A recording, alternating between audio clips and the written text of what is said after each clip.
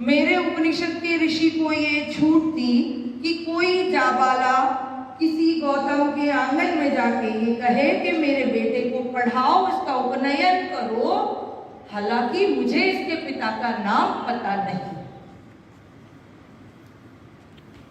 और वही जाबाली मेरे वेदों का मंत्र दृष्टा ऋषि बनता है, मंत्र का सृजन करता है और हम उसकी पूजा करते हैं। मेरी संस्कृति में ये छूट थी कि कोई दासी पुत्र नारद, जिसकी माँ आश्रमों में बर्तन भांडे करते हुए बच्चे को बड़ा करती है और वो मेरा देव ऋषि बनता है। और संस्कृति की ये हमने बहुत मजाक किया, कुछ सीरियल्स की वजह से बना दिए हैं और कुछ फिल्मों की वजह से नारद को एक विदूषक का रूप दे दिया है, बड़ा दुखद है ये। वो धर्म की ध्वजा को लेके अनवरत पृथ्वी पर दौड़ता है और जहां कहीं भी विरूपता दिखती है, जहां कहीं प्रैक्टिकल सॉल्यूशन की जरूरत पड़ती है, वहां नारद पैदा होता है। वो नारद दासी, लेकिन हमारा देव ऋषि। ये मेरी संस्कृति की खूबी है कि हम स्वीकार करते हैं और हमने स्वीकार करना सीखा और इसी से समाज बना है। जो आधुनिक चिंतक जो शुरुआत में रहे, उन्होंने बार बार ये कहा कि भारत की पूजा पद्धति व्यक्तिगत पूजा पद्धति है, क्योंकि वहाँ व्यक्तिगत मोक्ष के लिए पूजा की जाती है, उपासना की जाती है, इसलिए हम व्यक्तिगत समाज। वो भाई साहब ये भूल गए कि हमारा जो आश्रम पद्धति थी उसमें जीवन का 1/2 हिस्सा आदमी समाज के बीच में गुजारता है। ब्रह्मचर्य वह गुरु के घर में गुजारता है। एक राजा का बेटा और सुदामा दोनों साथ में पढ़ते हैं। वहां शकुंतला को भी आश्रम में बैठ के पढ़ने की छूट है। वहां लोपामुद्रा अगस्त को दीक्षा देती है अपने पति को। ये हम वो समाज। वहां हम गृहस्थ का जो छोटा सा हिस्सा है 25 साल से 50 साल, कुल 25 वर्ष का हिस्सा है, वो सिर्फ व्यक्तिगत जीते हैं और 50 साल के बाद फिर समाज के लिए निकल पड़ते हैं।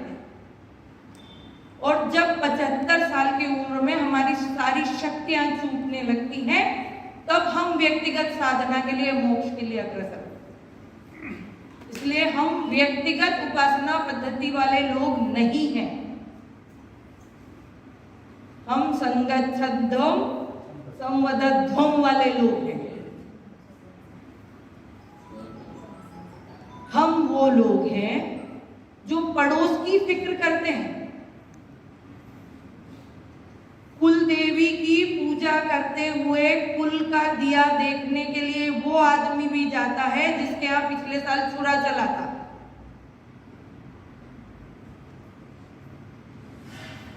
एक थाली में भात खाना हमारी परंपरा है,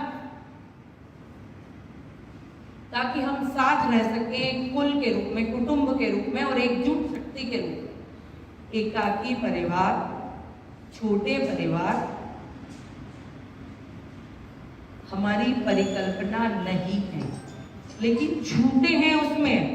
एक बड़े कुटुंब की बहू सीता को उसके पति के साथ जाने की अनुमति मिलती है।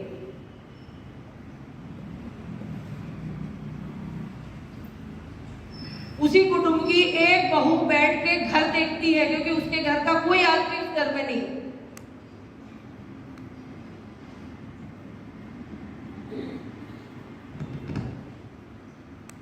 ये वो समाज है जो सीता की मर्यादा रक्षण के लिए 2 बच्चों को प्रशिक्षित करके राजा के सामने खड़ा करता है। राजा वहां राजा राम है, राम वहां राजा है। मर्यादा पुरुषोत्तम उसके महलों के भीतर से सकता है। सीता के सोने की मूर्ति बना के उसका हर बार सम्मान प्रमाणित करता है, लेकिन राजा के सामने उसका मान प्रमाणित करने के लिए 2 बच्चे प्रशिक्षित किए जाते हैं और अंत में सीता का स्वाभिमान ही जीतता है। एक औरत होने के नाते मैं फिर बार बार कहूंगी, महाराजा हारता है और सीता अस्वीकार कर देती है राज अस्मिता को, प्रजा के वक्तव्य को। आज भी हम सीता को मां कहते हैं, हम वो संस्कृति। यदि मध्यकालीन अंधेरा पूरी दुनिया में आया था, ओके यहाँ भी आया था और हमारे यहाँ भी आया था, लेकिन हमारे यहाँ दिए चारों दिशाओं से उठे। आदि शंकराचार्य कालड़ी से लेके उठे, तो भक्ति आंदोलन वृंदावन में भी काम कर रहा था। निमाई निताई भी नाच रहे थे, इसलिए नाच रहे थे कि जो हम विस्मृत कर चुके हैं, अद्वैत होने की भावना को खो चुके हैं, वो भावना फिर से एक हो। और वहां कोई विरोध नहीं है। मीरा नाच रही थी तो निमाई भी नाच रहा था, और वो सब आज हमारे पास एक प्लेटफॉर्म पर, एक मंच पर बैठे हुए हैं। इसलिए हम एक संयुक्त समाज, एक संयुक्त संस्कृति है। 8 साल का बच्चा आदि शंकर अपने घर से क्या पता किस धुन में निकलता है। उस युग की कल्पना कीजिए कि जहां संचार का कोई साधन नहीं है। उस युग में भारत के चारों कोनों पर खूंटा बांध के हमको घेर देता है और एक कर देता है। मात्र 32 साल की आयु,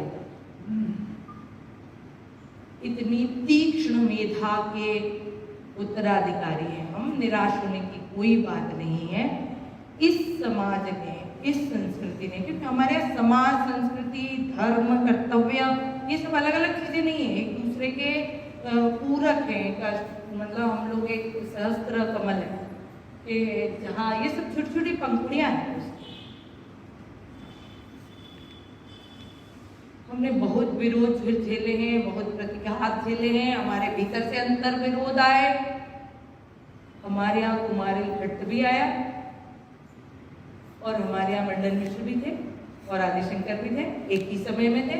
और वो चरम प्रतिरोध का युग था, और जब वो उसका सार हमारे सामने आया तो बहुत अमृत बटा था। तो इसलिए तर्क से मत घबराइए, बदलते युगों से मत घबराइए।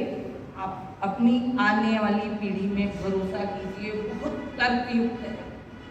और आपसे, हमारी पीढ़ी से और हमारे पूर्व वाली पीढ़ी से ज्यादा ईमानदार है, क्योंकि वो किसी बात को आवरण में लपेटती नहीं है।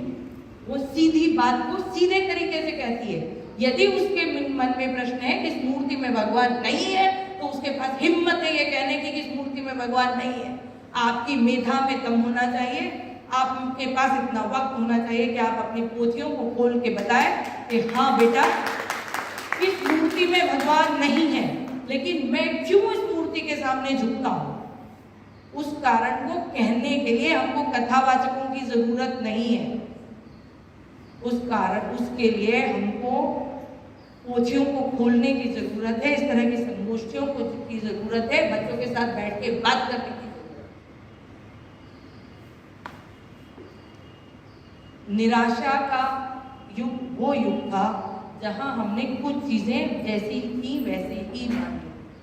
हो सकता है कि वो हमारे सांस्कृतिक पतन का था, या इतनी सारी समर्थ संस्कृतियां, समर्थ मतलब भौतिक रूप से समर्थ संस्कृतियां हम पे हावी थी। हमने कुछ चीजों को बचाने के लिए वैसे के वैसे ही जड़ दिए और कुछ समय चुपचाप निकाल दिया। लेकिन पुनर्जागरण के असंख्य देवता हमारे सामने है। विवेकानंद हमारे सामने है, दयानंद हमारे सामने है, जिन्होंने हमारी किताबों को फिर से खोला और एक आंधी की तरह हम फिर से वापस आए। आज़ादी के बाद का समय मेरे ख्याल से राजनीतिक और जो सार्वजनिक जीवन नहीं है, बल्कि व्यक्तिगत जीवन में भी एक तरह के हमको आनंद में, जिसको आनंद